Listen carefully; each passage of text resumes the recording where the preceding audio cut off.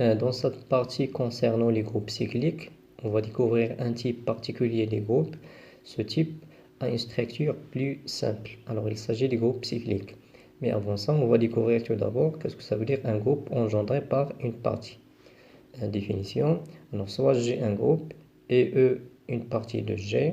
Alors, le sous-groupe engendré par E est le plus petit. Donc, entre parenthèses, au sens de l'inclusion. Ça veut dire que le plus petit au sens de l'inclusion. Alors, et le plus petit sous-groupe de G contenant E. Donc, c'est exactement l'intersection de tous les sous-groupes de G contenant E.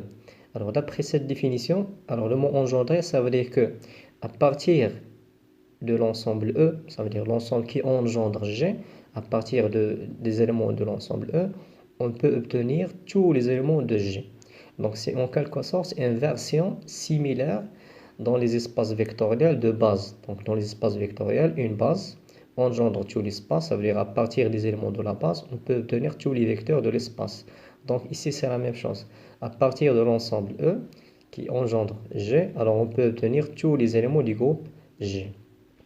Alors une petite remarque, c'est que un groupe engendré par un ensemble fini n'est pas nécessairement fini. Donc il faut faire attention entre l'ensemble qui engendre G n'a aucune relation avec la structure générale en termes de finitude. Ça veut dire si l'ensemble qui engendre G est fini, alors ça veut dire pas que notre groupe sera fini. Donc il n'y a aucune relation entre les deux notions.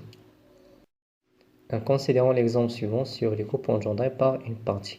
Alors le sous-ensemble K qui contient les puissances de 2, soit les puissances positives et les puissances négatives. Donc K est de la forme 2 à la puissance n avec n entier relatif. Donc c'est un sous-ensemble de R étoile muni de la multiplication habituelle. Cet ensemble K est un sous-groupe et le sous-groupe engendré par 2. Alors tout d'abord on va vérifier que K est un sous-groupe, en effet. Alors K est un sous-groupe de R étoile muni de la multiplication habituelle parce que 1 s'écrit sous la forme 2 à la puissance 0 qui est un élément de K. Et si je prends deux éléments quelconques de K, donc le premier de la forme 2 à la puissance n, le deuxième de la forme 2 à la puissance m, donc 2 à la puissance n fois l'inverse de 2 à la puissance m, c'est exactement 2 à la puissance n moins 1, donc qui est bien un élément de K parce qu'il s'agit d'une puissance de 2. Donc on a vérifié que K tout d'abord est un sous-groupe. Deuxièmement, K contient le singleton 2, ça veut dire qu'il contient l'élément générateur. Donc 2, c'est 2 à la puissance 1. Et finalement, on va vérifier que K est le plus petit sous-groupe qui contient 2. Alors, on va prendre K', un autre sous-groupe qui contient 2. Donc, K est inclus dans K' parce que 2 à la puissance 1, il est dans K' pour tout n. Et la structure de K, c'est de la forme 2 à la puissance 1. Donc, dans cet exemple, on a vérifié que K est le sous-groupe engendré par 2. Donc, c'est un sous-groupe qui est engendré par un seul élément.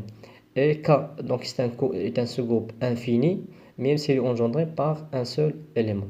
Alors, dans la suite, on ne va pas chaque fois utiliser la définition pour vérifier que un sous-groupe est engendré par un seul élément. Donc, on va voir d'autres critères plus simples pour dire que une partie est engendrée par un seul élément. Alors, le deuxième exemple concerne donc Z au carré, qui est Z croix Z. Donc, c'est un groupe commutatif pour la somme des couples. Donc, le couple AB plus un autre couple PQ. Donc, c'est A plus B et B plus Q. Donc, c'est un sous-groupe, c'est un groupe commutatif. Alors, l'élément neutre, c'est 0, 0. Et l'opposé d'un couple AB, c'est moins A, moins B. Alors, ce groupe est un groupe infini, mais qui est engendré par deux éléments. Alors, le premier élément, c'est 1, 0. Et le deuxième élément, c'est 0, 1.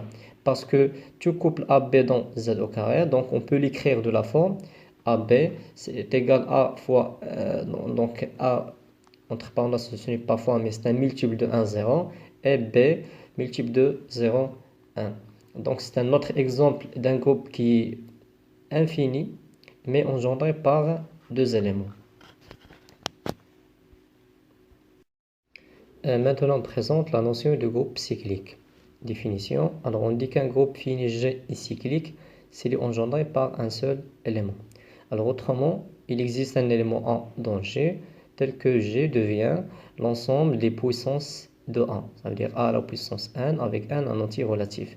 Alors, dans ce cas-là, le groupe G est automatiquement commutatif. Donc, les groupes cycliques, donc c'est c'est un cas particulier du groupe engendré par une partie, sauf si que cette partie se réduit à un seul élément A. Donc un groupe cyclique, donc c'est un groupe qui est engendré par un seul élément, et la structure de G devient toutes les puissances de A, les puissances positives et les puissances négatives. Et ce type qui est plus important pour nous, donc on va voir des exemples sur les groupes cycliques. Alors, commençons par le premier exemple. Alors l'ensemble Z sur un Z est un groupe commutatif pour l'addition des classes. Donc la classe P plus la classe de Q, c'est exactement la classe P plus Q. L'élément neutre, c'est la classe de 0. Et l'opposé de K, c'est moins. Donc l'opposé de la classe de K, c'est moins la classe de K, c'est la classe de moins K.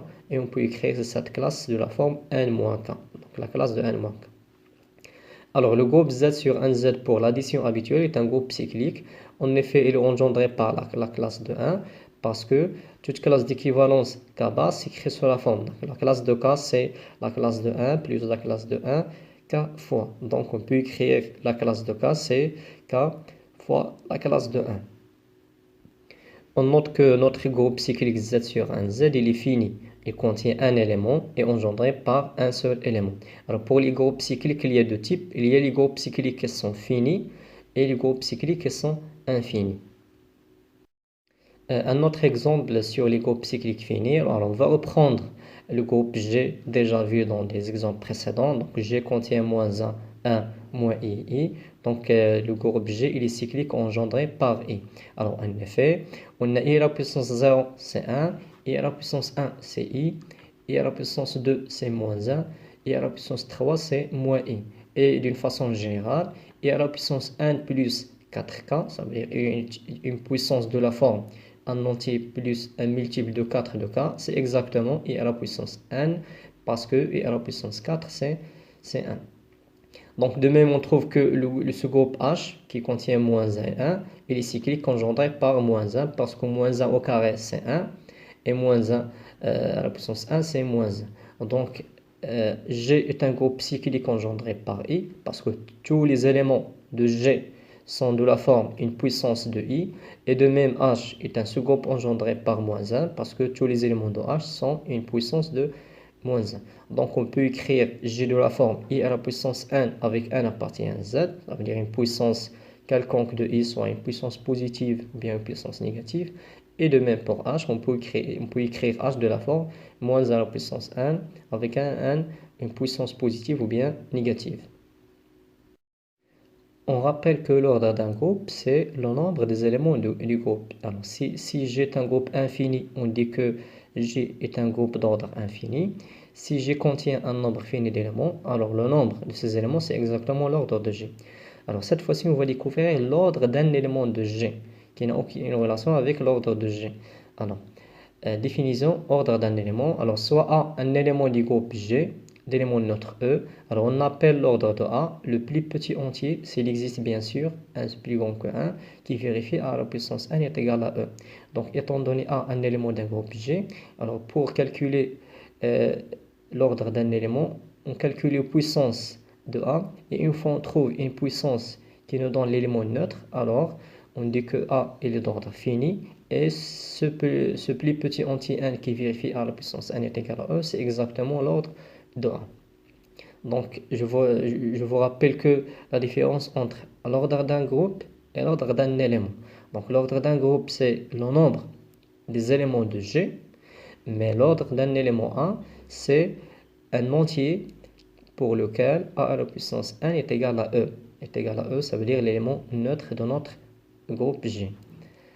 Alors, on va voir un exemple d'ordre de quelques éléments. Alors, on va prendre le groupe multiplicatif G qui contient moins 1, 1, moins I. Alors, on a l'élément moins 1, il est d'ordre 2, parce que moins 1 à la puissance 1, c'est moins 1. Donc, il est différent de 1, l'élément neutre.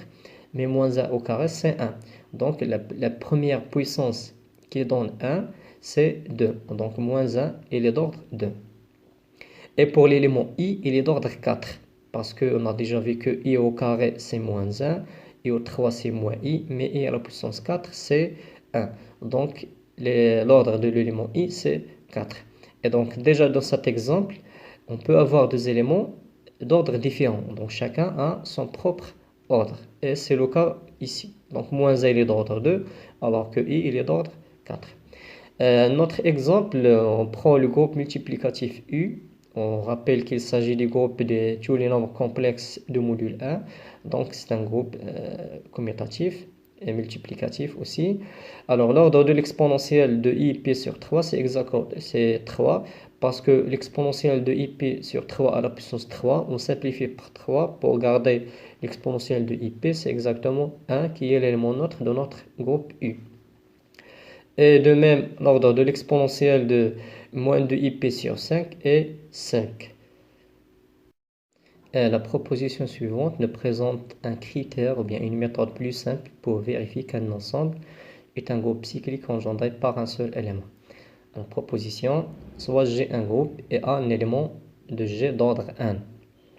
Alors l'ensemble K qui contient les premières puissances de A, donc de A à la puissance 0 qui est E, à la puissance 1 à la puissance 2 jusqu'à la puissance n-1, avec un seul ordre de A, parce que A à la puissance n c'est E, ça veut dire on revient au premier élément. Donc l'ensemble K contient les premières puissances de A de 0 jusqu'à n-1, donc est le sous-groupe engendré par A. De plus, K est un sous-groupe fini qui contient un élément, donc l'ordre de K c'est n, et il est isomorphe à Z sur un Z. Isomorphe, ça veut dire qu'il y a une bijection, un isomorphisme entre K et Z sur un Z. Donc toutes les propriétés de K sont exactement les mêmes propriétés de Z sur un Z. Et quelques exemples, le sous-ensemble de U donné par K, donc il contient 1, l'exponentielle de ip sur 3, l'exponentielle 4ip sur 3, c'est exactement le sous-groupe cyclique engendré par l'exponentielle de ip sur 3, parce que K contient donc les trois premières puissances de l'élément l'exponentielle de ip sur 3. Cet élément, on a vu qu'il est d'ordre 3. Alors le deuxième exemple, c'est un exemple qui concerne les applications. Alors on va prendre l'application f de R définie par f de x est égal à moins x. Alors tout d'abord on va calculer l'ordre de f. Donc l'ordre de f pour la composition. Alors f à la puissance 1 c'est f lui-même. F au carré c'est l'identité parce que moins de moins x c'est x. Donc f au carré c'est l'identité et on sait que l'identité c'est l'élément neutre pour la composition des applications. Donc F, il est d'ordre 2 dans le groupe SR. Donc, le groupe SR, c'est le groupe des applications objectives pour la loi de composition. Donc le sous-groupe engendré par F contient seulement deux éléments, à savoir l'identité et F.